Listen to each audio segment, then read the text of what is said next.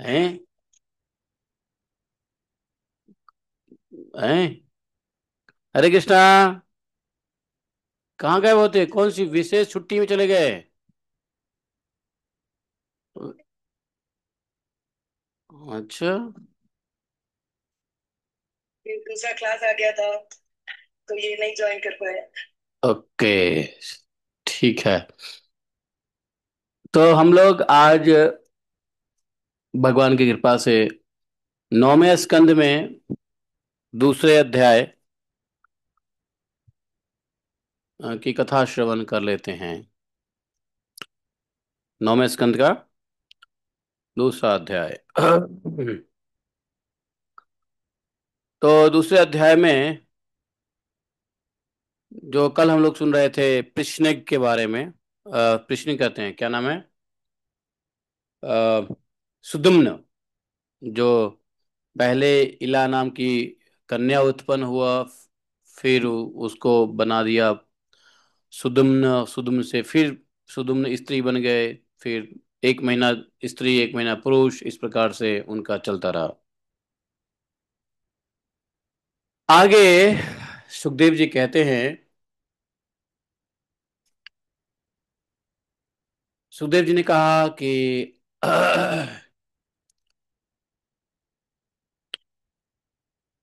श्री शुकवाच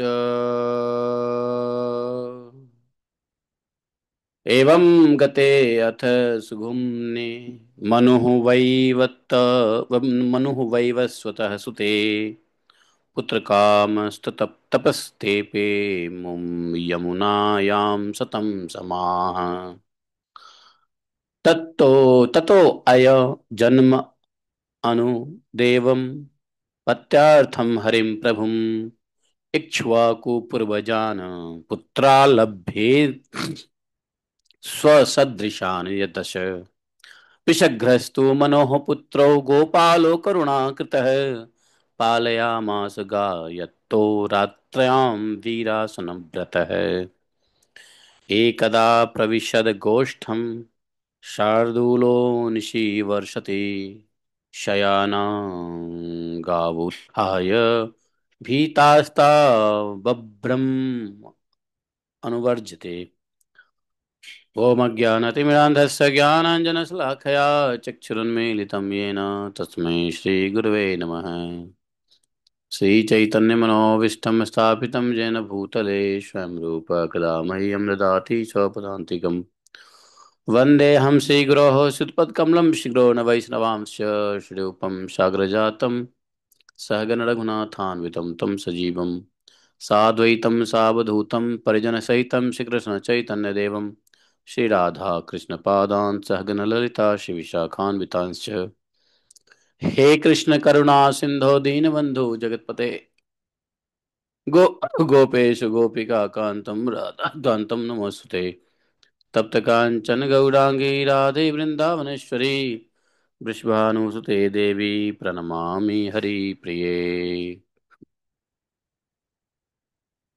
वाञ्छाकल्पतरुभ्यश्च कृपा सिन्धुभय च पतितानां पावनेभ्यो वैष्णवेभ्यो नमो नमः। जय श्री कृष्ण चैतन्य प्रभु नित्यानंदा श्री अद्वैत गदाधर श्रीवासादि गौर भक्तवृंद। हरे कृष्ण कृष्ण कृष्ण हरे हरे, हरे राम राम राम हरे हरे। श्रील सुखदेव गोस्वामी महाराज की जय, श्रील व्यासदेव भगवान की जय, श्रीमद् भागवत महापुराण की जय, वृंदावन धाम की जय, श्रील प्रभुपाद की जय, जय जय श्री राधे श्याम। परीक्षित जी, सुखदेव जी कहते हैं कि इस प्रकार जब सुदुम्न तपस्या करने के लिए वन में चले गए, तब वैवस्वत मनु ने पुत्र की कामना से यमुना के तट पर 100 वर्ष तक तपस्या किया।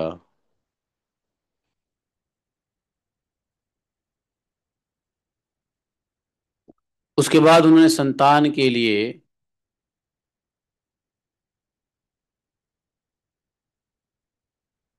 सर्वशक्तिमान भगवान श्री हरि की आराधना की और अपने ही जैसा 10 पुत्र प्राप्त किए, जिनमें सबसे बड़े थे इक्ष्वाकु।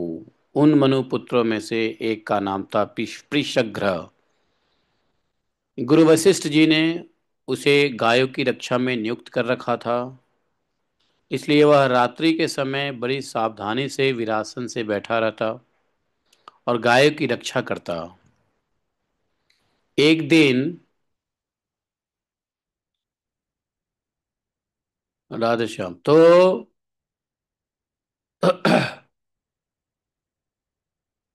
इन्होंने जो पुत्र प्राप्त किया, जिसमें से सबसे पर एक इक्ष्वाकु थे और एक का नाम था पिशग्र। तो गुरु वशिष्ठ जी ने उसे गाय की रक्षा में लगा दिया कि भाई गाय की सुरक्षा करो, और वह रात के समय बड़ी सावधानी से वीरासन में बैठ करके गाय की रक्षा करता था। एक दिन रात में वर्षा हो रही थी, उसी समय गाय के झुंड में से गाय के झुंड है, उसमें एक बाघ घुस गया और जितनी गायें रात को सो रही थी सब डर के मारे उठ खड़ी हुई। गौशाला में भगदड़ मच गया, इधर उधर गाय भागने लगी। बलवान बाघ ने एक गाय को पकड़ लिया। वह अत्यंत भयभीत होकर चिल्लाने लगी। उसका वह क्रंदन सुनकर पिशग्र गाय के पास दौड़ा। रात का समय था, कुछ दिखाई नहीं दे रहा था, चारों बगल अंधेरा था, घनघोर घटा। हम्म उसने हाथ में तलवार उठाकर मारने तो दौड़ा उस बाघ को, लेकिन गलती से एक गाय का गला कट गया, सिर कट गया। समझे? बाघ समझ करके गाय का सर काट दिया। तलवार की नोक से बाघ का भी थोड़ा नुकसान हुआ, उसका कान फट गया, कट गया, और बाघ घायल हो गया। मर गया गाय, लेकिन बाघ घायल हो गया। रास्ते में खून गिराता हुआ वहां से निकल भागा। पिशग्र ने समझा कि बाघ मर गया, परंतु रात जब बीती, सुबह देखा तो गाय मरे पड़े थे। उसको बड़ा दुख हुआ। देखो, जानबूझकर अपराध नहीं किया था पिशग्र ने, लेकिन फिर भी वशिष्ठ जी ने श्राप दे दिया, तुम इस कर्म से क्षत्रिय नहीं रहोगे, जाओ शूद्र हो जाओ। क्षत्रिय कभी गौ ब्राह्मण का हत्या नहीं कर सकता। पिशग्र ने अपने गुरुदेव का श्राप को अंजलि बांधकर, हाथ बांधकर स्वीकार किया। उसके बाद सदा के लिए मुनियों को प्रिय लगने वाले नैष्ठिक ब्रह्मचर्य व्रत का धारण किया। वह सभी प्राणियों का अहैतुक हितैषी और सबके प्रति समान भाव से युक्त होकर भक्ति के द्वारा परम विशुद्ध सर्वात्मा भगवान वसुदेव का अनन्य प्रेमी हो गया वो। कौन? वृषाग्र। और भगवान के भक्त बन गया, अनन्य प्रेमी हो गया। उसकी सारी आसक्तियां मिट गई। उसके वृत्ति सारे चित्त की वृत्ति, मन की वृत्ति, शरीर की वृत्ति शांत हो गई। वृत्तियां शांत में होती है तो इंद्रियां वश में हो जाती है। वह किसी भी प्रकार का संग्रह परिग्रह नहीं करता था। जो दैवश कालवश प्राप्त हो जाता, उसी से अपना जीवन निर्वाह कर लेता था। वह आत्मज्ञान से पूर्ण संपूर्ण संतुष्ट और अपने चित्त को एकमात्र भगवान में स्थित करके प्रायः समाधिस्थ रहता। कभी कभी जड़, अंधे और बहरे के समान पृथ्वी पर विचरण करता। इस प्रकार का जीवन व्यतीत करता हुआ वह एक दिन वन में गया, जंगल में। उसने देखा वहां जंगल में आग लगी हुई है, जंगल की आग धधक रहा है। उस जंगल की आग में अपने को भस्म करके परब्रह्म परमात्मा को प्राप्त हो गया।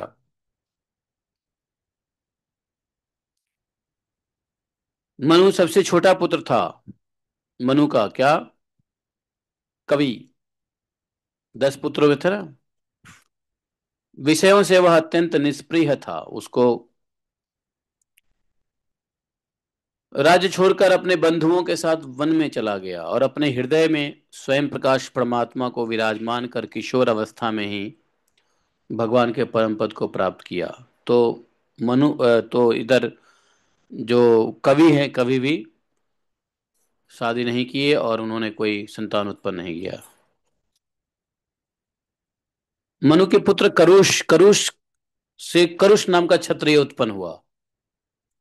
वे बड़े ही ब्राह्मण भक्त, धर्म प्रेमी और उत्तरापथ के रक्षक थे। और धृष्ट के धार्ष्ट नामक क्षत्रिय हुआ। अंत में वे इस शरीर से ही ब्राह्मण ब्राह्मण बन गए। और 10 पुत्र में नृग भी था ना, तो नृग का पुत्र हुआ सुमति। उसका पुत्र भूत ज्योति, भूत ज्योति का पुत्र वसु, वसु का पुत्र प्रतीक, प्रतीक का पुत्र हुआ ओघवन।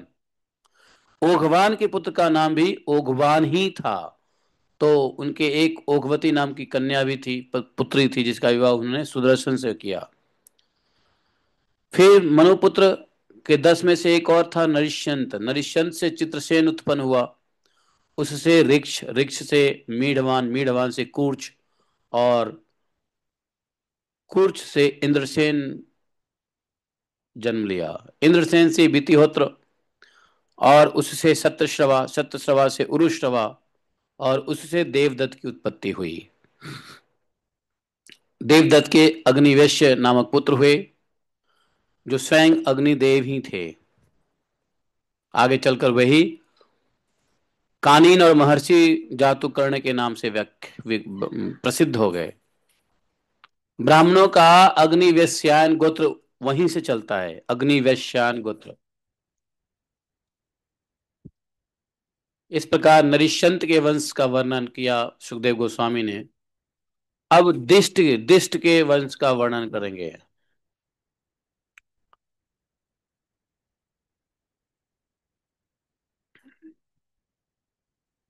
है ना। दिष्ट का वंश में दिष्ट का पुत्र हुआ उसका नाभाग। नाभाग, ये नाभाग जो है वो अपने कर्म के कारण वैश्य हो गया। उसका पुत्र हुआ भलनंदन, और उसका वत्स प्रीति, वत्स प्रीति का प्रांशु, प्रांशु का पुत्र हुआ प्रमिति। प्रमिति एक खनित्र, खनित्र के चाक्षुष, और उसके हुए विविंशति, विविंशति के पुत्र हुआ रंभ, रंभ के पुत्र हुए खन्नी नेत्र, खनि नेत्र। दोनों के, दोनों बड़े बड़े धार्मिक थे। उनके पुत्र करधम, करंदम, करंदम, करंदम के पुत्र का नाम था अविक्षित। अविक्षित के पुत्र हुए मरुत चक्रवर्ती राजा। उसके अंगिरा के पुत्र महायोगी संवर्त ऋषि ने यज्ञ कराया था। और मरुत का यज्ञ कैसे हुआ, जैसे हुआ वैसा है, किसी का यज्ञ नहीं हुआ। उस यज्ञ में छोटे बड़े सभी पात्र अत्यंत सुंदर एवं सोने के बने हुए थे। बड़ा भयंकर, बहुत अच्छा सुंदर यज्ञ किया था।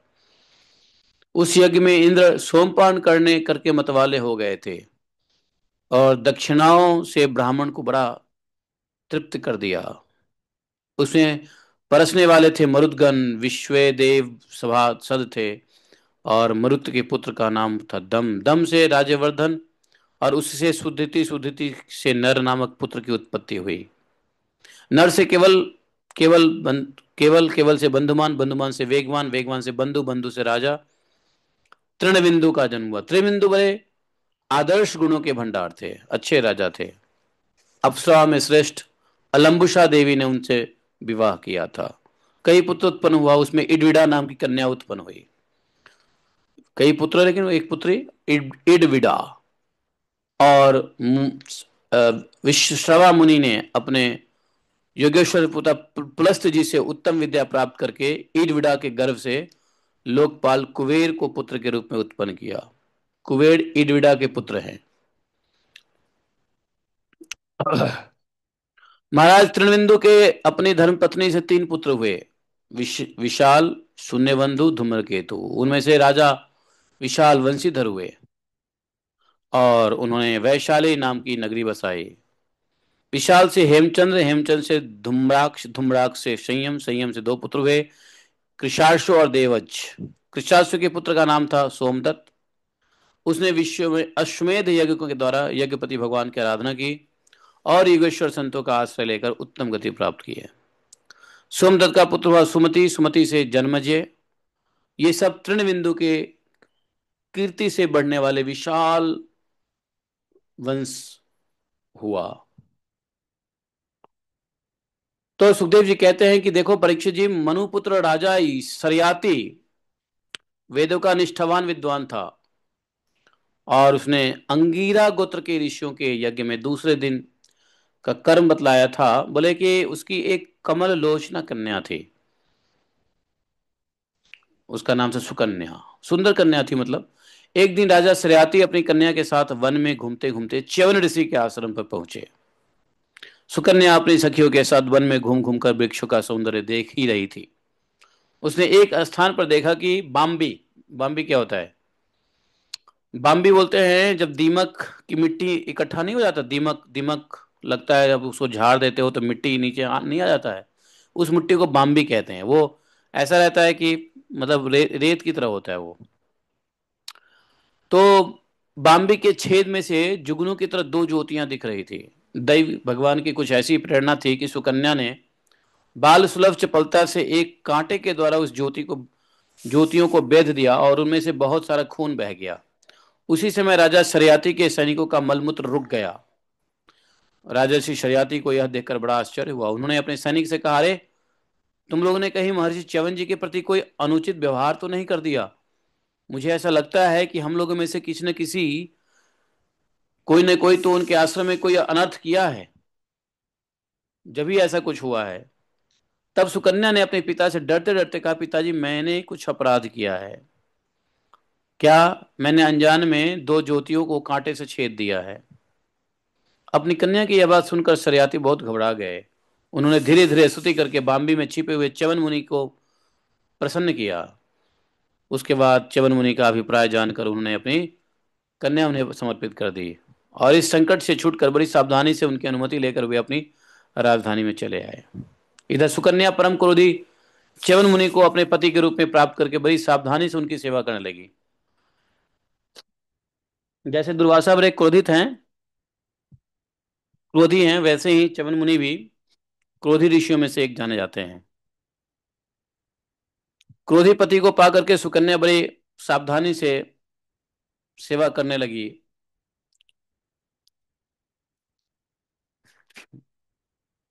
जैसा च्यवन ऋषि चाहते वैसा ही वो करती,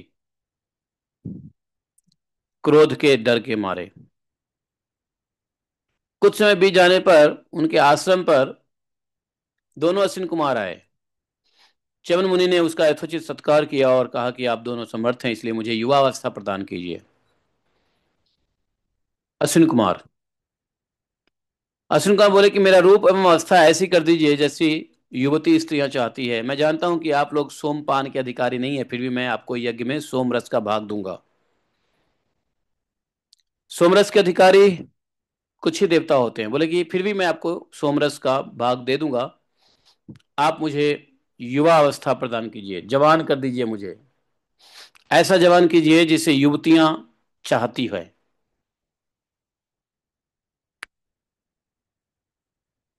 तो अश्विनी कुमार तो वैद्य हैं देवताओं के। च्यवन कुमार ने उनको स्वागत किया, कहा ठीक है बैठो, और उन्होंने कहा देखो यह सिद्धों का बनाया हुआ कुंड है, तुम इसमें स्नान कर लो। इसमें स्नान कर लोगे तो, यदि इसमें स्नान कर लोगे तो शरीर की बुढ़ापा तुमको नहीं घेरेगा।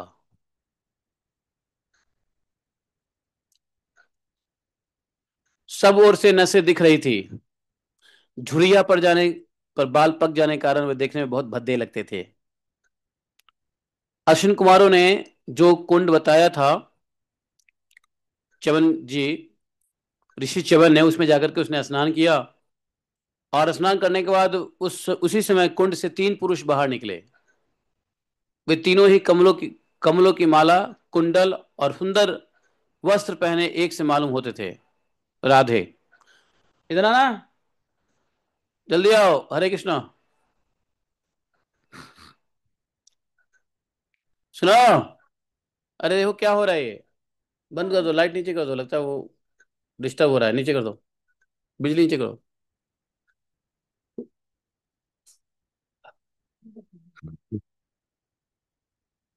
तो इस प्रकार से उन्होंने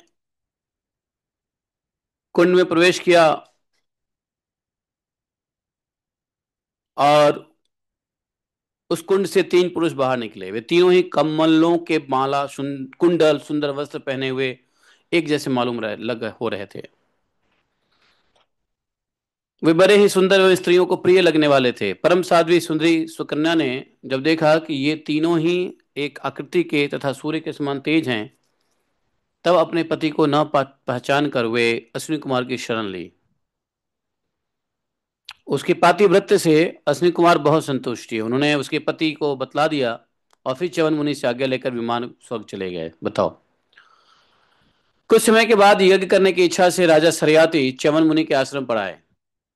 वहां उन्होंने देखा कि उनकी कन्या बेटी सुकन्या जो नाम था, उसके पास एक सूर्य के समान तेजस्वी पुरुष बैठा हुआ है। सुकन्या ने तो उसमें च्यवन ऋषि, दो अश्विन कुमार तो थे ही, तीसरा जो पुरुष निकला था कौन था? वो स्वयं च्यवन मुनि थे।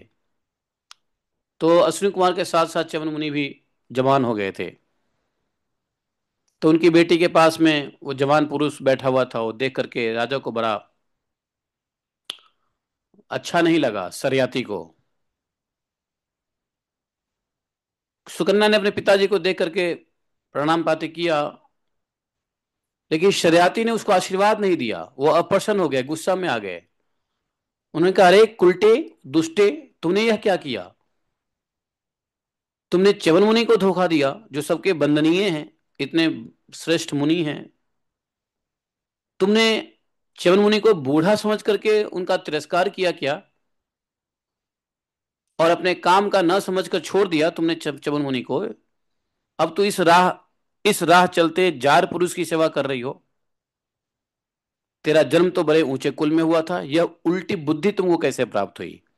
तेरा यह व्यवहार तो कुल में कलंक लगाने वाला है। अरे राम राम राम, तू निर्जल होकर, निर्लज होकर इस जार पुरुष की सेवा कर रही है, और इस प्रकार अपने पिता और माता दोनों के वंश को घोर नरक में डाल रही हो तुम।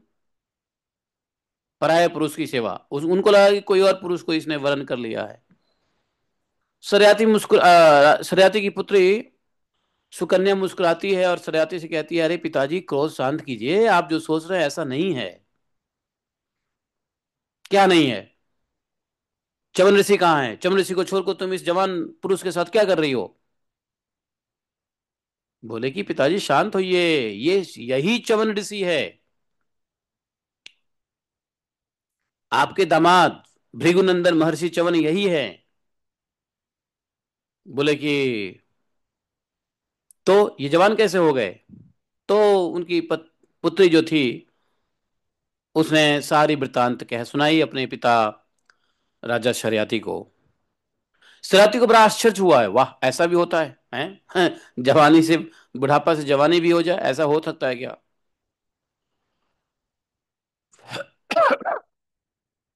च्यवन ऋषि ने भी कहा कि हाँ ऐसा ही हुआ है। पुत्र को गले लगा ली, पुत्री को गले लगा लिया। अफसोस किया कि मैंने गलत समझा तुम्हारे बारे में। फिर राजा शरियाती ने च्यवन ऋषि से कहा कि महाराज हम तो यज्ञ करना चाहते हैं, अनुष्ठान कराइए। तो शरियाती से महर्षि च्यवन ने सोम यज्ञ का अनुष्ठान करवाया, और सोमपान के अधिकारी न होने पर भी अपने प्रभाव से अश्विन कुमारों को सोमपान कराया। इंद्र बहुत जल्दी क्रोध कर बैठते हैं। इंद्र को उधर पता चल गया कि अरे इस बेवकूफ को किसने सोमपान करा दिया? सोमपान का अधिकारी तो है ही नहीं। इंद्र से सहा नहीं गया, चिढ़ करके सरियाती को मारने के लिए वज्र उठाया। महर्षि च्यवन ने वज्र के साथ उसके हाथ को स्तंभित कर दिया। मंत्र, ऐसा मंत्र फेंका कि उसके हाथ लॉक हो गया, स्तंभित हो गया इंद्र के। तब सभी देवताओं ने अश्विनी कुमार को सोम का भाग देना स्वीकार कर लिया। इंद्र छुट गए। उन लोगों ने वैद्य होने के कारण पहले अश्विनी कुमार को सोमपान से बहिष्कार कर रखा था।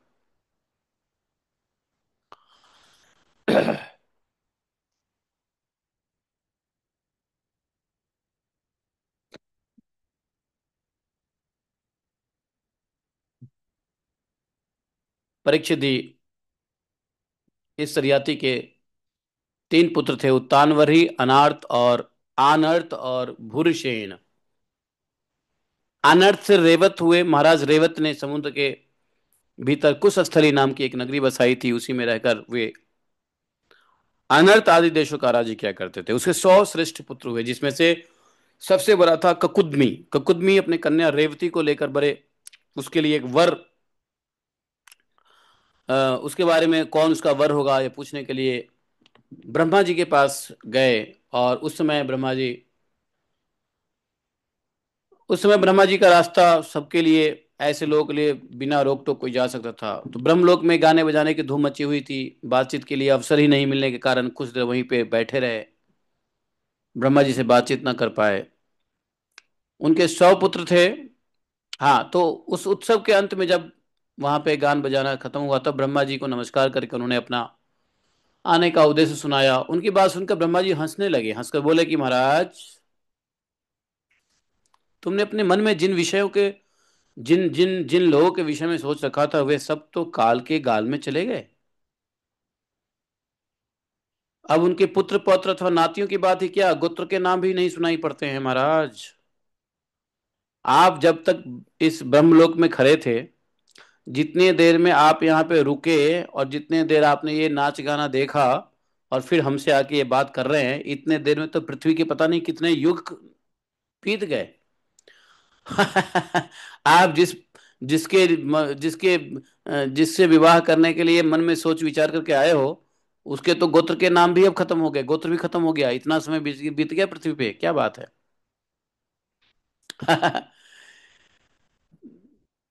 ब्रह्मा जी ने कहा, आप जब तक यहाँ बैठे हो तब तक तो 27 चतुर्युग का समय बीत चुका है जी। इसलिए अब तुम जाओ। इस समय भगवान नारायण के अंश अवतार से महाबली बलदेव जी पृथ्वी पर विद्यमान हैं। राजन, उन्हीं नर रत्न को यह कन्या रत्न तुम समर्पित कर दो। यही रेवती बलराम जी की कन्या हुई। बोलो रेवती मैया की जय। देखा, यही रेवती जो है बलराम जी को देने के लिए ब्रह्मा जी ने कहा। तो कौन थे कुकुदमी? किसका पुत्र था ये? है आनर्थ, है ना। अब इसी बीच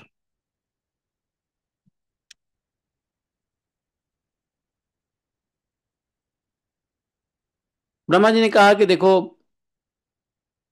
प्राणियों, जीव, सर्वस्व जीव, सभी प्राणियों का कल्याण करने के लिए, पृथ्वी का भार उतारने के लिए अपने अंश से अवतीर्ण हुए हैं। राजा कुकुदमी ने ब्रह्मा जी का यह आदेश प्राप्त करके प्रणाम करके वापस आया।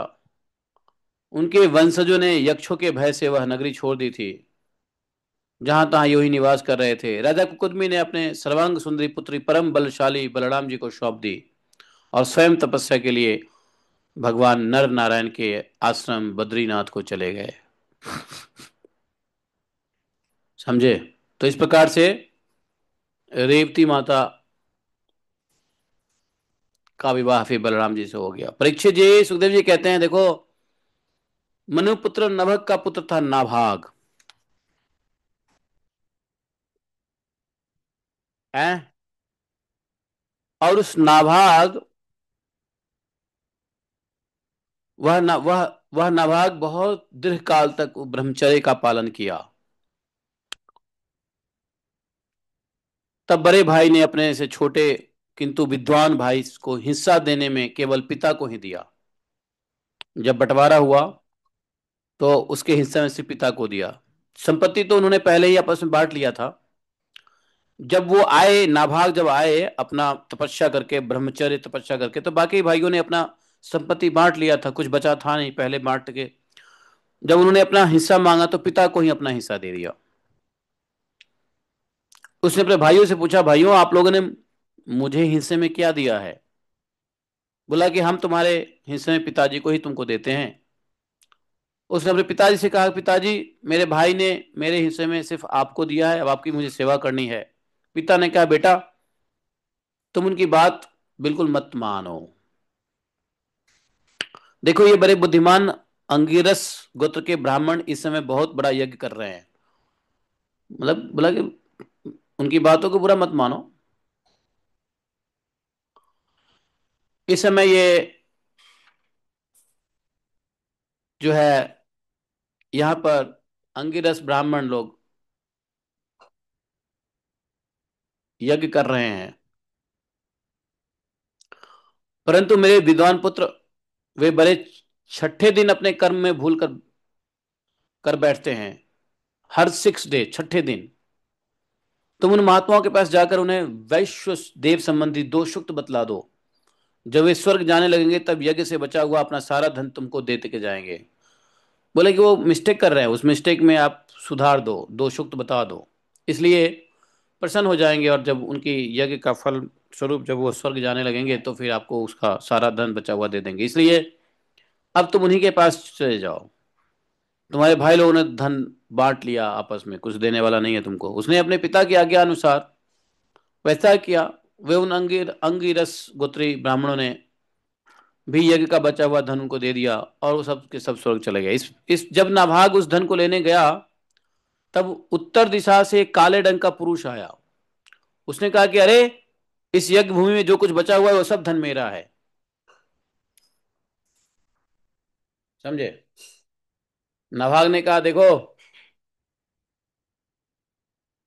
यह धन बचा हुआ तो ऋषियों ने मुझे दिया है, इसलिए यह धन मेरा है। लेकिन वह काला सा जो भयंकर पुरुष था बोला कि देखो हमारे,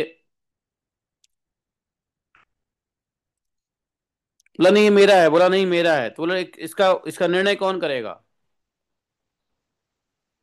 तो चलो तुम्हारे पिता से ये प्रश्न पूछेंगे, ये धन किसका है। दोनों गए, नाभाग और वो दोनों गए अपने पिता के पास। पिता ने कहा कि देखो ऐसा है, एक बार दक्ष प्रजापति के यज्ञ में ऋषि लोग यह निश्चय कर चुके हैं कि यज्ञ भूमि में जो कुछ बचा रहता है वो रुद्रदेव का होता है।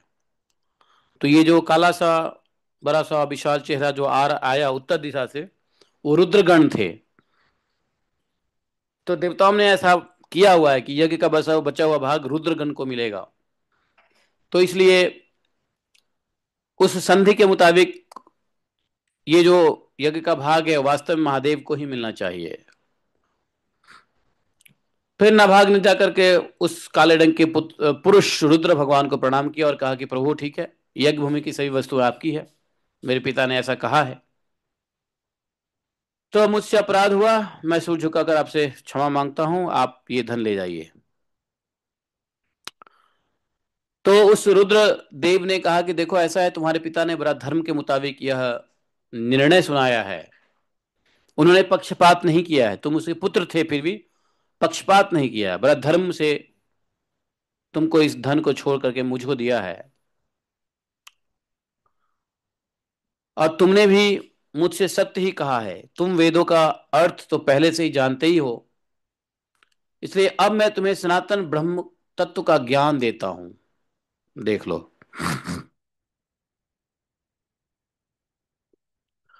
और वो इतना प्रसन्न हो गया रुद्रदेव कि बोले कि यहां तक कि ज्ञान तो देता ही हूं, सनातन धर्म तत्व ज्ञान देता हूं, लेकिन साथ साथ एक काम करो, ये जो धन बचा हुआ है जो तुमने हमको दिया है इसको भी तुम ही ले लो, तुम स्वीकार करो। इतना कहकर भगवान रुद्र अंतर ध्यान हो गए। आज हम लोग रुद्र संहिता पढ़ेंगे। कब? शिव महापुराण में रुद्र संहिता पढ़ेंगे। तो वहां स्वयं रुद्र ही आए थे। उन्होंने प्रसन्न होकर के उसको क्या दिया? देखो, ब्रह्म तत्व का सनातन ब्रह्म तत्व का उपदेश दिया। देखो,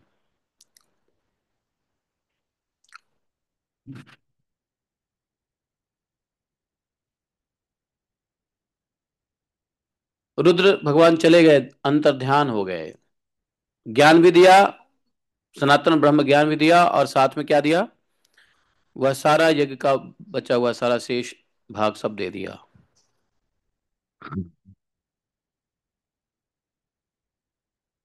कहा कि देखो, जो मनुष्य प्रातः सायं एकाग्रचित से इस प्रसंग का स्मरण करेगा, वह प्रभावशाली एवं वेदज्ञ तो होगा ही, साथ ही अपने स्वरूप को भी जान लेगा। ये रुद्र भगवान ने ऐसा बोन दिया। इस प्रकार से नाभाग नाभाग के विवाह हुए, फिर उनके बच्चे हुए। नाभाग का ही पुत्र हुए कौन? अम्बरीश। महान ब्रह्मचारी नाभाग। पहले उन्होंने ब्रह्मचर्य की बड़ी दीर्घकालीन तपस्या की, फिर उन्होंने गृहस्थी बसाया, और तब जाकर के उन्हीं के पुत्र हुए अम्बरीश।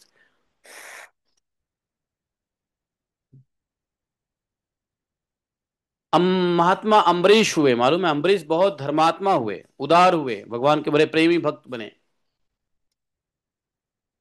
देखो, जो ब्रह्म श्राप को कभी नहीं रोका जा सकता था, वह अम्बरीश को स्पर्श नहीं कर सका। ओ, परीक्षित महाराज ने पूछा, महाराज रुकिए रुकिए रुकिए, मैं यहां पर परम ज्ञानी राजर्षि अम्बरीश का चरित्र सुनना चाहता हूं। ब्राह्मणों ने क्रोध वश उनको ऐसा दंड दिया जो किसी प्रकार नहीं टाला जा सकता था, परंतु भगवान उस तेजस्वी ब्राह्मणों के श्राप का थोड़ा भी फल अम्बरीश को कुछ नहीं बिगाड़ सका। क्यों? मैं ऐसे परम राजर्षि अम्बरीश जी के बारे में जानना चाहता हूं। यहाँ पे अम्बरीश चरित्र सुनाते हैं सुखदेव जी महाराज। बोले, परीक्षित देखो, अम्बरीश बड़े भाग्यवान थे। पृथ्वी के सातों द्वीप, अचल संपत्ति, अतुलनीय ऐश्वर्य उनको प्राप्त था। फिर भी वे सब साधारण मनुष्य के लिए बहुत अत्यंत दुर्लभ वस्तुएं हैं। फिर भी उन्हें जितनी भी संपत्ति थी, ये सब उनको उनको स्वप्न के समान तुच्छ मानते थे वो। क्योंकि वे जानते थे कि जिस धन वैभव के लोभ में पड़कर मनुष्य घोर नरक में जाता है, वह केवल 4 दिन की चांदनी है, फिर अंधेरी रात। वास्तव में जिस जन धन कुटुंब के चक्कर में मनुष्य अपना समय नष्ट करता है, और उसके लोभ में धन वैभव के लोभ में पड़कर मनुष्य क्या होता है? नरक में जाता है।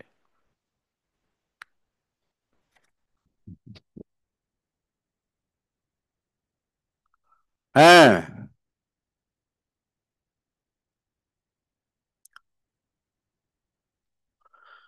तो ये सारे धन वैभव इस संसार का क्या है? 4 दिन की चांदनी है। और उसके बाद क्या है? सब कुछ अंधेरा। भगवान श्री कृष्ण में उसकी बड़ी भक्ति थी। भगवान के भक्त प्रेमी साधुओं में बड़ा प्रेम था अम्बरीश महाराज का। समझे?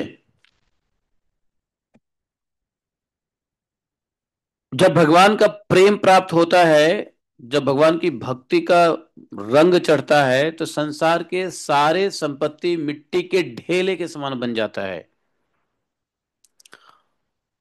ये बहुत बड़ी बात है। देखो, कहते हैं कि वासुदेवे भगवती तद्भक्तेषु च साधुषु प्राप्तो भावम परम विश्वम जेनेदम लोष्टवत स्मृतम। लोष्टवत, लोष्टवत कहते हैं मिट्टी के ढेला। चाणक्य पंडित ने भी इस शब्द का प्रयोग किया, लोष्टवत।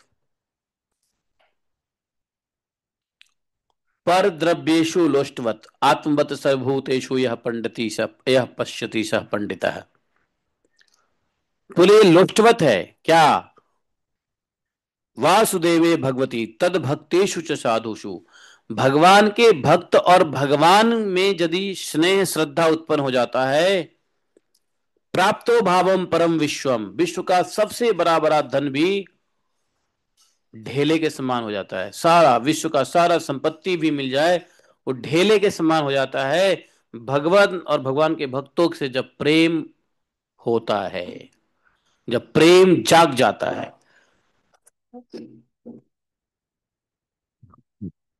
तो राजा अम्बरीश के पास क्या नहीं था, लेकिन भगवान की भक्ति, भगवान के भक्तों में इतना प्रेम था कि उस सभी संपत्ति को स्वप्न तुल्य समझते थे, उसको 4 दिन की चांदनी समझते थे।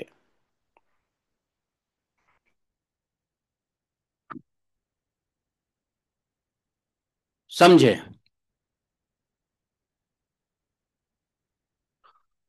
आ इस श्लोक को प्रभुपाद जी कई बार कोट करते थे। सवै मनः कृष्ण पदा अरविंद हो, वचांसि वैकुंठ गुणानुवर्णने, करो हरेर मंदिर मार्जनादिषु, श्रुतिम चकारा च्युत्सत्कथोदय। बड़ा अम्बरीश महाराज का चरित्र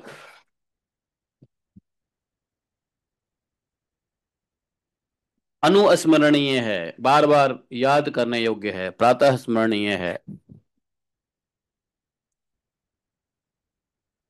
तो उन्होंने क्या कहा?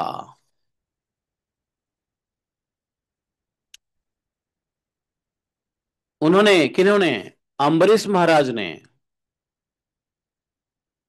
अपने मन को श्री कृष्ण भगवान के चरणारविंद जुगल में, अर्थात भगवान के दोनों चरणों में, वाणी को भगवान के गुणानुवर्णन में, मन को भगवान के चरण में, वाणी को भगवान की कथा में, हाथों को भगवान के मंदिर की सेवा में,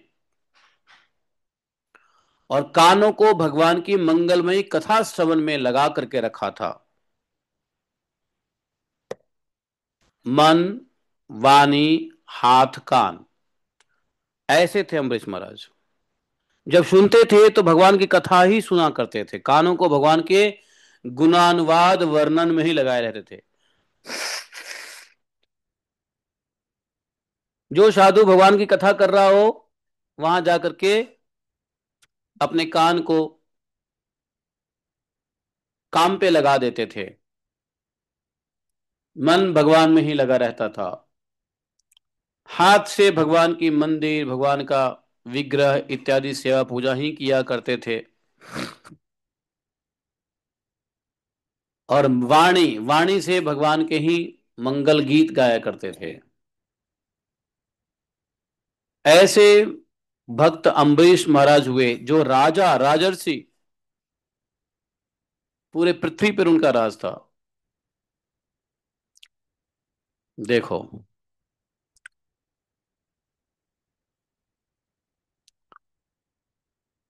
और बोले कि उन्होंने अपने नेत्र मुकुंद मूर्ति एवं मंदिर के दर्शनों में, अंग संग भगवत भक्तों के शरीर स्पर्श में, नासिका उनके चरण कमलों पर चढ़ी हुई तुलसी के दिव्य गंध में, और रसना जीवा भगवान के अर्पित नैवेद्य प्रसाद में ही लगा था। अगर जीवा से कुछ लेते तो भगवान का प्रसाद, और कुछ नहीं। नाक से कुछ सूंघते तो भगवान के चरणों में अर्पित किया हुआ तुलसी का गंध ही लेते। अम्बरीश महाराज के पैर भगवान के क्षेत्र आदि की पैदल यात्रा करने में लगे रहते, हमेशा भगवान के ही धाम में घुमा करते। वे सिर से भगवान श्री कृष्ण के चरण कमलों की वंदना किया करते।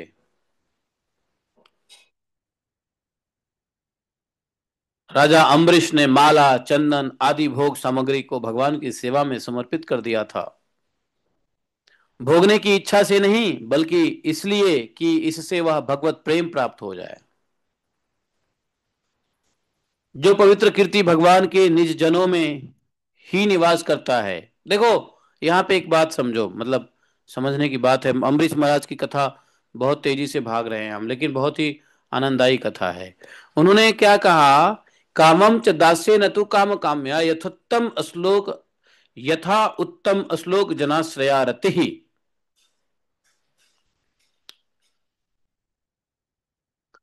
भगवान को जो कुछ भी समर्पित करते थे, जैसे हम लोग भगवान को भोग लगाते हैं, तो भोग लगाते हैं तो बैक ऑफ द माइंड में क्या इच्छा रहती है कि हम इस प्रसाद को पाएंगे। भगवान को भोग इस दृष्टिकोण से लगाते हैं कि हमको प्रसाद मिलेगा, हम प्रसाद खाएंगे। आज मटर पनीर लगाएंगे भोग पाएंगे। लेकिन भोग हम इस इच्छा से लगाते हैं कि यह भोग वास्तव में भगवान स्वीकार करेंगे और हमको भगवत प्रीति प्रदान करेंगे। भगवत प्रेम के उद्देश्य से कोई भोग लगाते हैं क्या, नैवेद्य लगाते हैं क्या? नहीं लगाते हैं। जो लगाते होंगे, हम तो नहीं लगाते। हम तो लगाते हैं जी, आज क्या खाना है, अपने पेट के लिए खाना है, वही लगाना है, लगा के फिर खुद खा लेना है। अम्बरीश महाराज के चरित्र में लिखा हुआ है कि जितना भोग सामग्री को भगवान की सेवा में समर्पित करते थे, वह भोगने की इच्छा से नहीं करते थे कि मैं इसको भगवान के अल्टर से निकालूंगा खुद पाऊंगा। नहीं, बल्कि इसलिए लगाते थे कि वह भगवत प्रेम प्राप्त हो जाए, उनको भगवान की प्रेम प्राप्ति की इच्छा थी।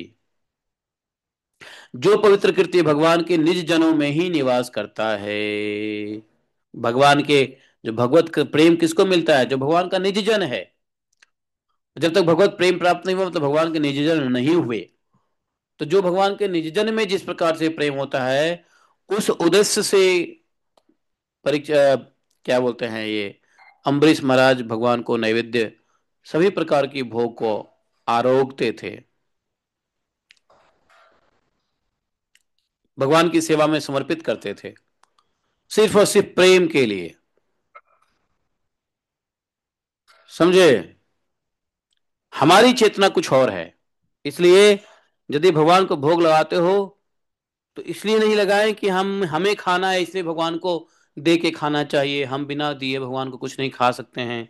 हमको खाना है तो देना ही है। ये क्या हो गया? देखो,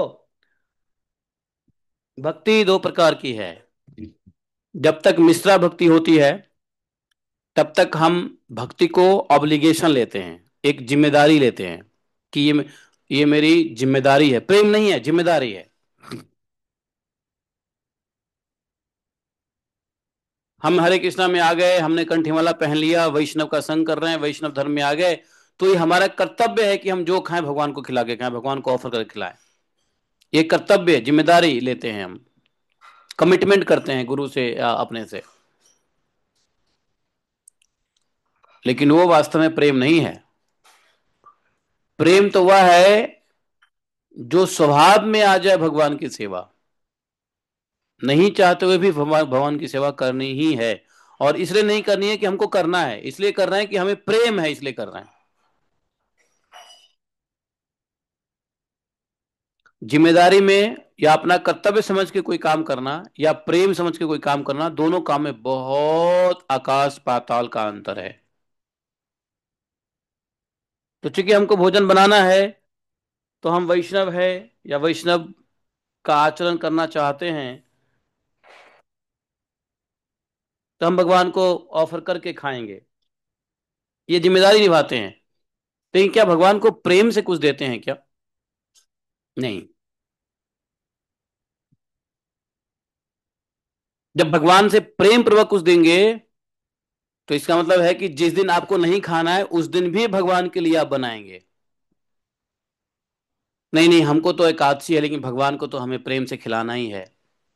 भगवान को हमें तो अर्पित करना ही है। भगवान को कैसे हम, भगवान हमारे सर्वस्व हैं, भगवान हमारे, तो भगवान को हम क्यों भूखे रखें? भगवान को तो टाइम से भोजन चाहिए ही। तो ये प्रेम है कि आपको भोजन नहीं करना है फिर भी भगवान को भोजन करा रहे हैं।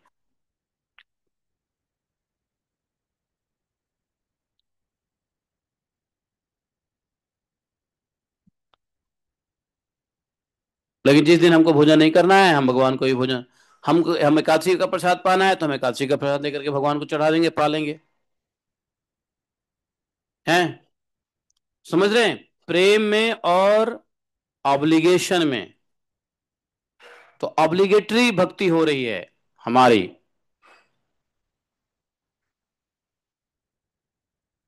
समझे?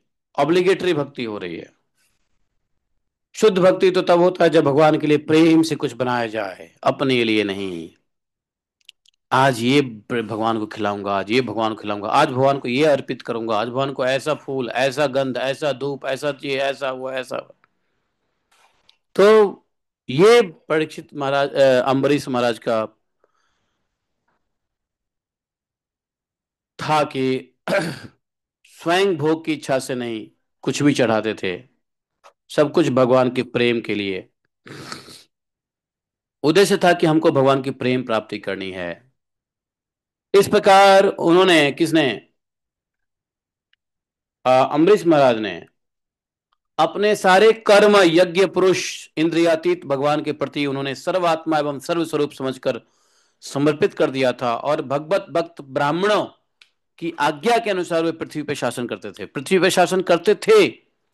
लेकिन भगवान के भक्त जो ब्राह्मण हैं, उनसे आज्ञा लेकर के करते थे, वो जो जैसे कहते थे वैसे। वास्तव में शासक तो थे ही नहीं अम्बरीश महाराज। अम्बरीश महाराज तो जो करते थे ब्राह्मण भक्तों के, ब्राह्मण भक्तों के अनुसार करते थे। ब्राह्मण भक्त कहते ये करो तो ये करते थे, नहीं करो तो नहीं करते थे। समझे?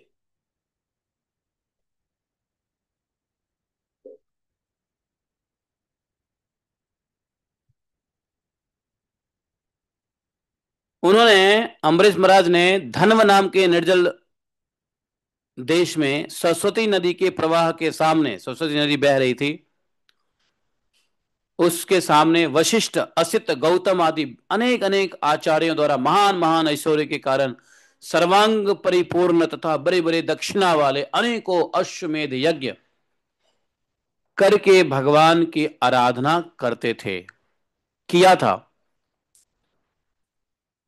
जानते हो, जब व्यक्ति के पास धन हो तो धन का उपयोग बड़े बड़े यज्ञ के लिए करना चाहिए। धन है तो ये नहीं कंजूसी करके हम तो हरिनाम करेंगे जी, हरिनाम ही सर्वोत्तम है, धन का क्या काम, धन जमा कर रहे हैं और हरिनाम के नाम पे धन खर्च नहीं कर रहे हैं। नहीं, धन जिसके पास है, जैसे राजा, राजा यदि राजा योग्य है, धनवान है, राजा धनवान होता ही है, तो इसलिए बड़े बड़े यज्ञ करने पड़ते हैं राजा को। अम्बरीश महाराज ये नहीं कह सकते थे कि नहीं नहीं, मैं तो भगवान का भक्त हूं, मैं तो बस प्रेम से भोग लगाऊंगा, पाऊंगा, नाम जप करूंगा और भक्तों की सेवा करूंगा। नहीं, राजा हो तो भाई जिसके पास जैसा द्रव्य हो, रुपए पैसे हो, उसके मुताबिक पैसे को खर्च करके भगवान की आराधना करनी चाहिए। यज्ञ करा के, वैष्णवों का भोजन करा के, वैष्णवों को दान दे करके,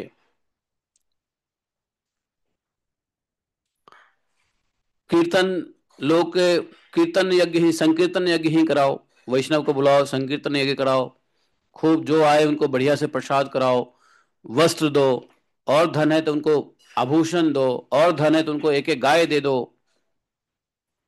तो मतलब धन है तो इस प्रकार से यज्ञों में लगाना चाहिए, नहीं लगने से वह सारा धन नाश हो जाता है। भगवान छीन लेंगे उस धन को।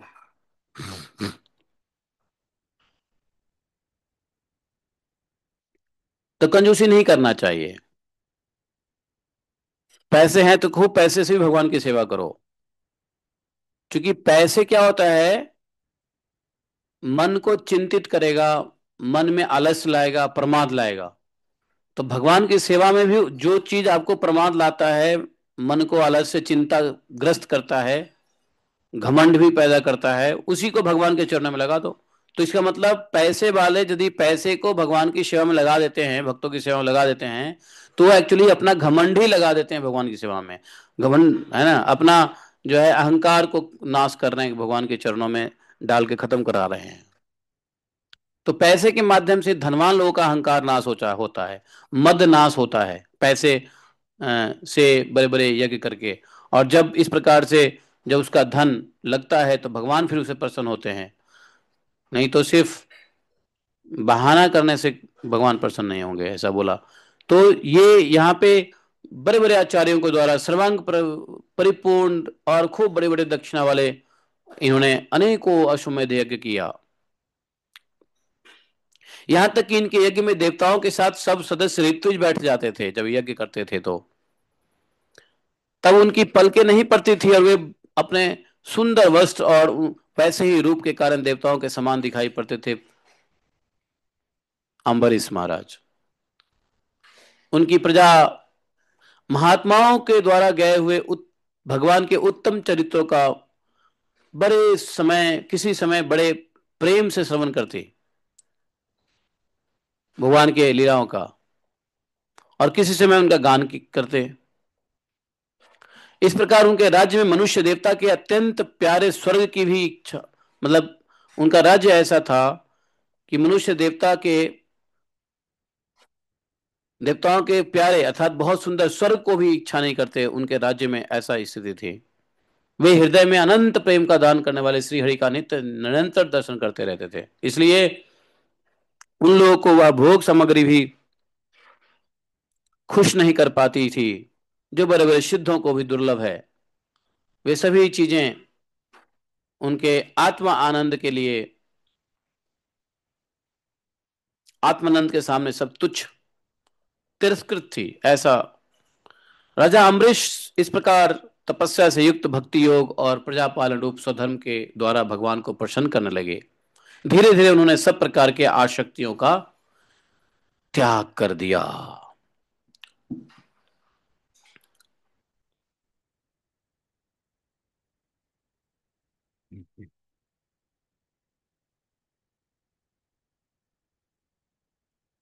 घर स्त्री पुत्र भाई बंधु, बड़े बड़े हाथी घोड़े पैदल चतुरंगी सेना, अक्षय रत्न आभूषण और बड़े बड़े अस्त्र शस्त्र, सभी वस्तुओं तथा कभी भी समाप्त न होने वाले ट्रेजर, कोष, इस संबंध में उनका ऐसा दृढ़ निश्चय था कि सब के सब असत्य है। चतुरंगिनी सेना थी उनके पास, अक्षय रत्न आभूषण, इतने बड़े बड़े आयुध, और कभी समाप्त न होने वाला ट्रेजर, कभी उनका खजाना कभी समाप्त नहीं होता, ऐसा खजाना था उनके पास। लेकिन फिर भी अम्बरीश महाराज को यह सब असत्य दिखता था। इसमें थोड़ा सा भी सत्यता नहीं, सब स्वप्न के समान देखते थे।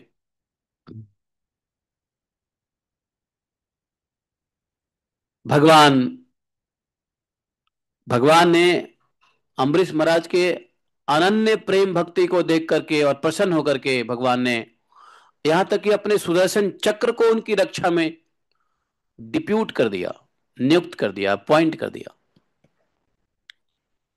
जो विरोधियों को भयभीत करने वाला एवं भगवत भक्तों की रक्षा करने वाला है कौन? सुदर्शन चक्र।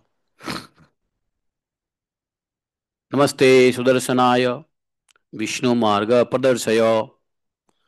तो सुदर्शन चक्र भगवान का ऐसा युद्ध है जो वैष्णवों की रक्षा के लिए उनकी नियुक्ति कर देते हैं। राजा अम्बरीश महाराज की पत्नी भगवान की बड़ी भक्तिन थी। वो भी अम्बरीश महाराज की तरह ही बड़े धर्मशील थी, वो भी भगवान की भक्ति करती थी। संसार से विरक्त और भक्ति परायण थे बिल्कुल वो भी। अमृत महाराज के अम्बरीश महाराज की पत्नी भी ऐसे ही। पत्नी भी अगर सही हो तो भक्ति और करने का आनंद बढ़ जाता है। पत्नी भी भक्ति में आगे साथ साथ हो और पति भी, दोनों एक साथ, तो बड़ा आनंद आता है फिर। अमरीश महाराज इतना कुछ कर पाते, उसमें पत्नी का भी बड़ा योगदान था। पत्नी भी बड़ी भगवान की भक्ति परायण और व्यक्त थी। अम्बरीश महाराज के पीछे पीछे चरण कदमों पे चला करती थी। एक बार उन्होंने भगवान श्री कृष्ण की आराधना, भगवान की श्री कृष्ण की प्रसन्नता के लिए 1 वर्ष तक द्वादशी प्रधान एकादशी व्रत करने का नियम ग्रहण कर लिया। 1 वर्ष तक द्वादशी प्रधान एकादशी, अर्थात एकादशी को व्रत नहीं, द्वादशी को व्रत करेंगे एकादशी का, तो उसको बोलते हैं एकादशी व्रत करने का नियम। उसमें क्या होता है, त्रयोदशी को निश्चित रूप से वो ब्रेक करना पड़ता है। क्या? एकादशी को। जैसे एकादशी को किसने कर लिया, एकादशी को मान लो किसी ने कर लिया व्रत, और द्वादशी के दिन मान लो गलती से पारण नहीं किया, तो द्वादशी को भी उपवास करके वो त्रयोदशी को यदि पारण करता है तो एकादशी व्रत का फल मिल जाता है। तो लेकिन अम्बरीश महाराज के संबंध में क्या था कि एकादशी को नहीं करना था उनको एकादशी, बल्कि द्वादशी के दिन एकादशी का व्रत का पालन करते थे। ऐसा संकल्प उन्होंने लिया। अर्थात इसका मतलब क्या हुआ कि त्रयोदशी के दिन यदि वो नहीं पारण करेंगे तो उनका व्रत खंडित हो जाएगा। तो पत्नी के साथ उन्होंने 1 वर्ष तक द्वादशी प्रधान एकादशी का व्रत करने का नियम लिया। व्रत समाप्ति होने पर कार्तिक महीने में उन्होंने 3 रात का उपवास किया और एक दिन यमुना में स्नान करके मधुवन में भगवान श्री कृष्ण की पूजा की। उन्होंने महाअभिषेक की विधि से सब प्रकार की सामग्री से और संपत्ति के द्वारा भगवान का अभिषेक किया और हृदय में तन्मय होकर वस्त्र, आभूषण, चंदन, माला, अर्घ्य आदि के द्वारा उनकी पूजा की। फिर भी महाभाग्यवान ब्राह्मणों को इस पूजा का कोई आवश्यकता नहीं था। स्वयं ही उनकी सारी कामनाएं पूर्ण तो हो ही चुकी थी, वे सिद्ध थे। फिर भी महाराज अम्बरीश ने भक्ति भाव से उनका पूजन किया। उसके बाद पहले ब्राह्मणों को स्वादिष्ट और अनंत गुणकारी भोजन कराकर उन लोगों के घर 60 करोड़ गाय एकदम सुसज्जित लड्डू भिजवा दिया। उन गांव जो 60 करोड़ गाय ब्राह्मणों को दान किया अम्बरीश जी ने, उसके सींग पे सोने मढ़वाए हुए थे, खोरों में चांदी मढ़ा हुआ था, सुंदर सुंदर वस्त्र उनको ओढ़ाए हुए थे। वो गाय बड़े सुशील, छोटी अवस्था की, सुंदर देखने वाली, बछड़े वाले, खूब दूध देने वाले, ऐसी सब बढ़िया बढ़िया गाय जो है ना ब्राह्मणों को दान दिया। जब ब्राह्मणों को सब कुछ मिल चुका तब राजा ने उन लोगों से आज्ञा लेकर व्रत का पारण करने की तैयारी की। ये लगभग अंतिम था, वो भी कार्तिक महीना में, उस वर्ष का प्रण किया हुआ अंतिम एकादशी था कार्तिक महीना में। वो सब कुछ हो गया, पूजा हो गया, ब्राह्मणों का दान मिल गया, सब हो गया। अब व्रत की पारण करने का समय आ गया, व्रत खोलने का समय आ गया। उसी समय दुर्वासा जी पहुंच गए अतिथि के रूप में। अतिथि के रूप में दुर्वासा जी को आए हुए देख करके तुरंत अम्बरीश महाराज खड़े हुए, आसन देकर बैठाया, दुर्वासा जी का स्वागत किया, पूजा किया। प्रणाम करके अम्बरीश जी ने भोजन के लिए प्रार्थना किया। दुर्वासा जी ने अम्बरीश की प्रार्थना स्वीकार की, ठीक है। इसके बाद वो भोजन करने से पहले जो नित्य कर्म होते हैं, आवश्यक कर्म से निवृत्त होने के लिए नदी के पर चले गए, नदी के तट पर। वे ब्रह्म का ध्यान करते हुए यमुना के पवित्र जल में स्नान करने लगे। ये इसी वृंदावन की घटना है। इधर द्वादशी केवल 24 मिनट बच गई थी। अम्बरीश महाराज इंतजार कर रहे हैं कि दुर्वासा जी आएंगे, उनको प्रसाद करा के फिर हम प्रसाद पाएंगे। इस प्रकार से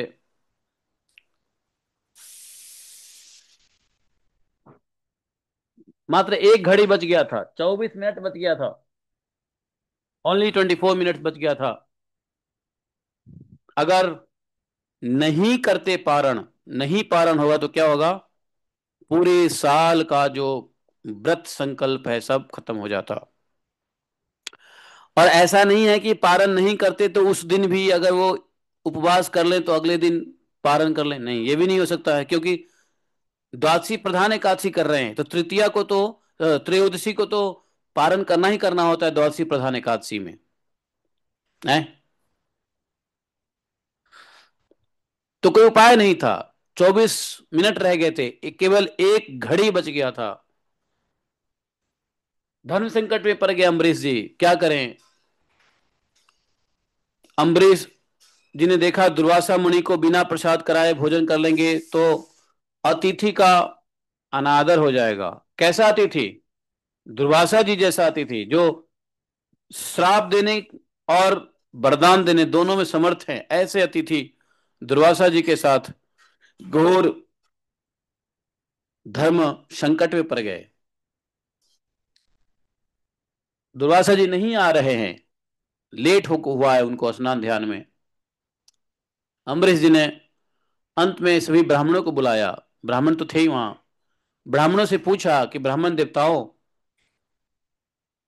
ब्राह्मण को बिना भोजन कराए स्वयं खा लेना और द्वादशी रहते परायण न करना, दोनों ही दोष है। इसलिए इस समय हमको क्या करना चाहिए? अगर हम द्वादशी रहते पारण नहीं किए और ब्राह्मण के, तब भी हमें दोष लगेगा। और ब्राह्मण के बिना भोजन कराए यदि हम स्वयं प्रसाद करेंगे तो भी दोष लगेगा, मुझे पाप लगेगा। तो आप लोग निश्चय कीजिए कि हमको क्या करना चाहिए। वहां सभी ब्राह्मणों ने विचार किया, सोचा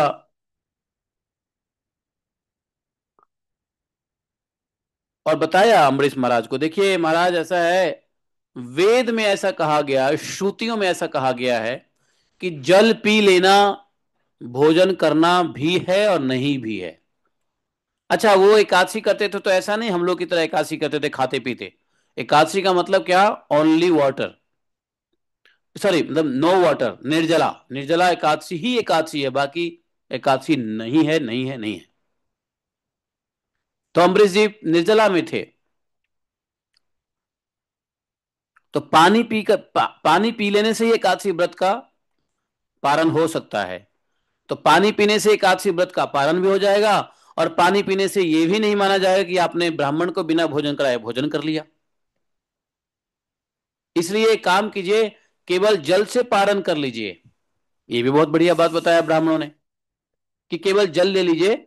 आप तो निर्जला में हो, निर्जला वाले तो जल लेने से ही उनका ब्रेक हो जाता है उपवास का।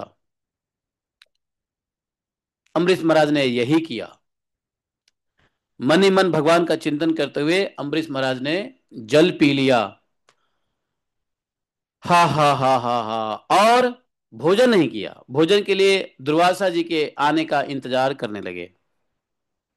अभी क्या हुआ? अतिथि के भोजन कराए बिना भोजन नहीं करना है, तो भोजन नहीं किया इन्होंने। और निर्जला उपवास में थे तो उन्होंने पानी से ब्रेक भी कर लिया। हैं, सांप भी मर गए और लाठी भी बच गया, ऐसा कुछ जुगाड़ हो गया। दुर्वासा जी जब आए अपने आवश्यक कर्म से निवृत्त होकर के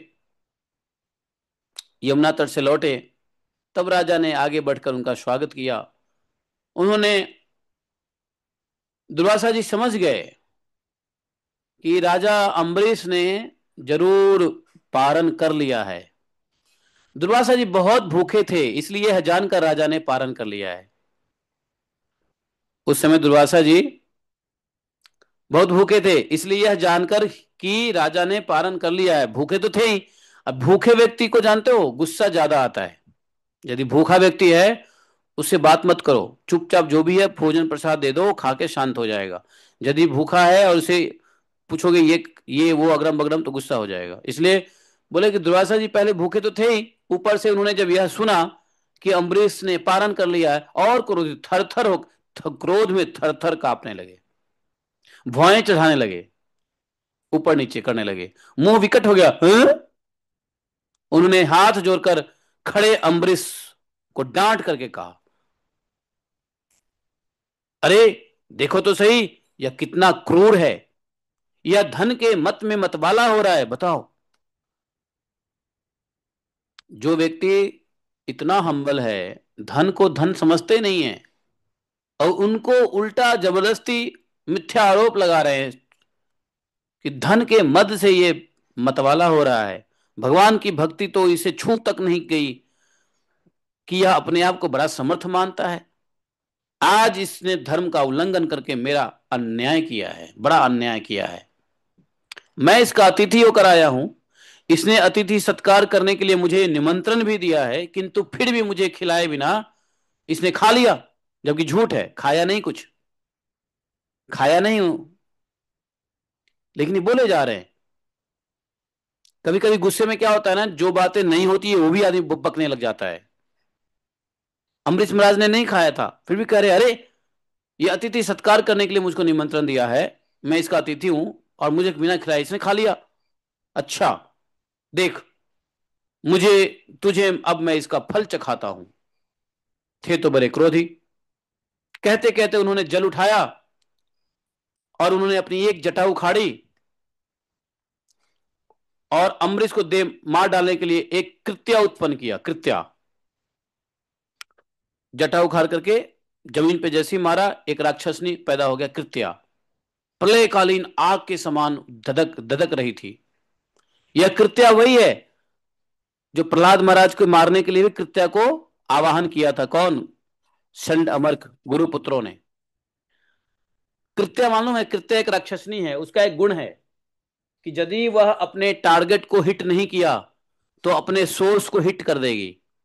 मतलब जहां उसको जिसको मारने के लिए भेजोगे, यदि वो उसको नहीं मार पाई तो भेजने वालों को ही मार देती है कृत्या। समझे? हैं? हाँ, ये गुण है, कृत्या में गुण है। जब वो प्रहलाद महाराज को नहीं मार पाई तो किसको मार दिया? षंडमर को ही मार दिया। और प्रहलाद महाराज ने फिर षंडमर को जीवन दान दिया है।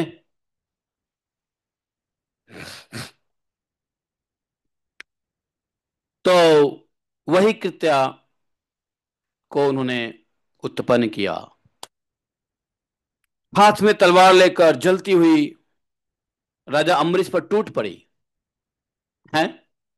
उसके उस समय उसके पैर की धमक से पृथ्वी कांप रही थी, परंतु राजा अम्बरीश उसे देखकर थोड़ा भी विचलित नहीं हुए। देखो, भगवान के भक्त ऐसे ही गंभीर होते हैं, धैर्यवान होते हैं, विपत्ति में भी विचलित नहीं होते हैं। ये भगवान के भक्तों की गुण है। परीक्षित महाराज, सॉरी, ये अम्बरीश महाराज बिल्कुल नहीं हिले, एकदम विचलित ही नहीं हुए। उधर प्रहलाद महाराज भी विचलित नहीं हुए थे। यहां तक कि इतनी भयंकर राक्षसनी को देख करके अम्बरीश महाराज का एक पैर भी पीछे नहीं हटे, वो एक पग भी पीछे नहीं हटे। ज्यों के त्यों वहां बने रहे, डटे रहे, भगवान का ध्यान करते रहे, हृदय में भगवान का स्मरण चिंतन करते रहते थे। भगवान ने अपने सेवक की रक्षा के लिए वहां पे वैसे भी सुदर्शन चक्र को नियुक्त को किया ही था, अम्बरीश की रक्षा के लिए। देखो, भगवान हमारी रक्षा, भगवान अपने आश्रित के रक्षा करने के लिए इतनी सिक्योरिटी कर देते हैं कि हमको नहीं दिखता है। यदि आप भगवान की भक्ति करते हो तो आपके आसपास में भगवान सिक्योरिटी लगा देते हैं, लेकिन हमको नहीं दिखता है। परीक्षित महाराज इनके आगे आगे पीछे लगा रखा था किसको? सुदर्शन चक्र को नियुक्त कर दिया था। इसलिए भगवान की भक्ति ही सुरक्षित क्यों है? क्योंकि जैसे ही भगवान की भक्ति स्वीकार करोगे, भगवान का आयुध आ जाएगा आपके रक्षा करने के लिए। इसलिए किसी भी संकट में भगवान की आश्रय लेना चाहिए। जो जितना आश्रय लेगा, भगवान उसकी रक्षा उतना ही करते हैं ही।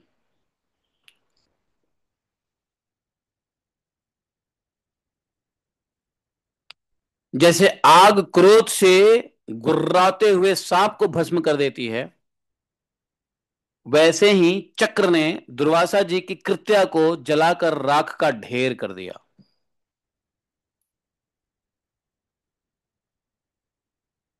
दुर्वासा जी ने देखा कि उसकी कृत्या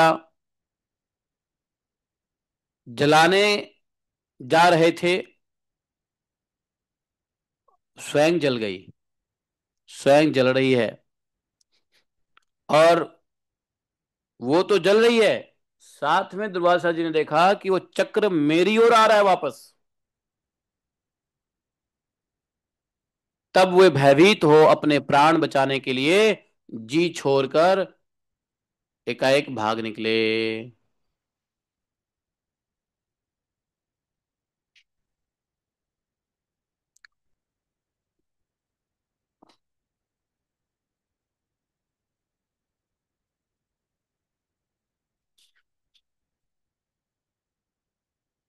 अब जैसे ऊंची ऊंची लपटों वाला दावानल सांप के पीछे दौड़ता है, वैसे ही भगवान का चक्र दुर्वासा जी के पीछे दौड़ने लगा। दुर्वासा जी ने देखा कि चक्र तो मेरे पीछे चल लग गया है। सुमेरु पर्वत की गुफा में प्रवेश करने के लिए वे दौड़े। दुर्वासा जी आकाश, दिशा, पृथ्वी, अतल बितल आदि नीचे के लोक, समुद्र, लोकपाल और उनके सुरक्षित लोक स्वर्ग तक गए। जहां जहां गए वहीं वहीं उन्होंने असहाय तेज वाले सुदर्शन चक्र को अपने पीछे लगा दिया। जब उन्हें कहीं भी कोई रक्षक न मिला, तब तो वे भी डर गए। अब डर गए और अपने त्राण के लिए, अपनी प्राण को बचाने के लिए ढूंढते हुए देव शिरोमणि ब्रह्मा जी के पास गए। ब्रह्मा जी ने कहा, ब्रह्मा जी से रिक्वेस्ट किया, ब्रह्मा जी आप स्वयंभू हैं, भगवान के इस तेजोमय चक्र से मेरी रक्षा कीजिए। जानते हो, ब्रह्मा जी से रिक्वेस्ट किया।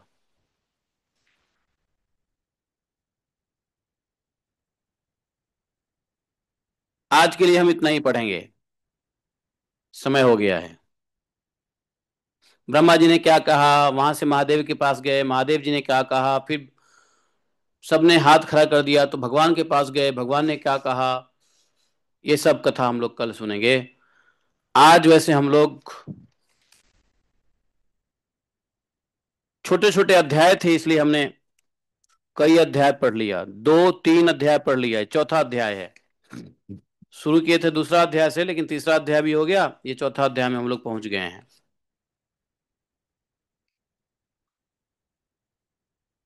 तो ब्रह्मा जी ने जो कहा वो हम लोग कल सुनेंगे। श्लोक संख्या 52 तक हम यहीं पे रोकते हैं आज के लिए। ब्रह्मोवाच, बोले ग्रंथराज श्रीमद्भागवतम की जय। एकम शास्त्रम देव की पुत्र गीतम, एको देवो देव की पुत्र एव एकम मंत्र शतश नमानि यानि कर्मापि तस्य देवस्य सेवा। त्वमेव माता च पिता त्वमेव त्वमेव बन्धुश्च सखा त्वमेव त्वमेव विद्या द्रविणं त्वमेव त्वमेव मम सर्वदेव देव। कृष्णाय वासुदेवाय हरे परमात्मने प्रणक्लेशनाशाय गोविन्दाय नमो नमः। हे कृष्ण करुणा सिंधो दीनबन्धो जगत्पते गोपेश गोपिका कांतम राधा कांतम नमोस्तुते। तप्त कांचन गौरांगी राधे वृंदावनेश्वरी विश्वानुसुते देवी प्रणमामि हरिप्रिये। वाञ्छाकल्पतरुभ्यश्च कृपा सिन्धुभय च पतितानां पाप्नेभ्यो वैष्णवेभ्यो नमो नमः। जय श्री कृष्ण चैतन्य प्रभु नित्यानंद, श्री अद्वैत गदाधर शिवासादि गौर भक्तवृंदा। हरे कृष्ण कृष्ण कृष्ण हरे हरे, हरे राम राम राम हरे हरे। तो देखो, भगवान ने जब सुतल लोक भेजा, किसको, बलि जी को, तो वहां भी सुदर्शन चक्र को खड़ा कर दिया।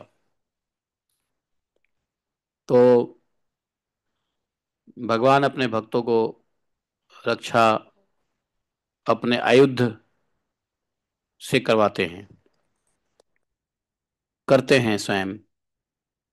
ठीक है, इसलिए भगवान की भक्ति करो, ऐसी भक्ति करो कि भगवान आपको सुरक्षित कर दें। ठीक है, और भगवान की भक्ति में सुरक्षा का अनुभूति पहले ज्ञान से होगा। तो ये सब बात जान करके पहले विश्वास करना पड़ेगा, विश्वास करके भक्ति मार्ग में कूदना पड़ेगा। यहाँ पे कोई इनसिक्योरिटी नहीं है, भक्ति मार्ग में इनसिक्योरिटी नहीं है, बल्कि सुपर सिक्योरिटी है ना। इसलिए डरने की कोई संभावना नहीं है। भूख प्यास, लाभ हानि, इज्जत प्रतिष्ठा, किसी भी चीज से डरने की, है ना, आधि व्याधि रोग भूत प्रेत किसी भी चीज से डरने की आवश्यकता नहीं होती है भगवान के भक्ति में। माँ विभेह, मतलब अर्थात डरो मत, भक्ति में आगे बढ़ो। भगवान कहते हैं योग क्षेमम वहामि हम। ठीक है। शयति ते अधिकं जन्मना व्रज, शयत इंदिरा ससुरत्र ही।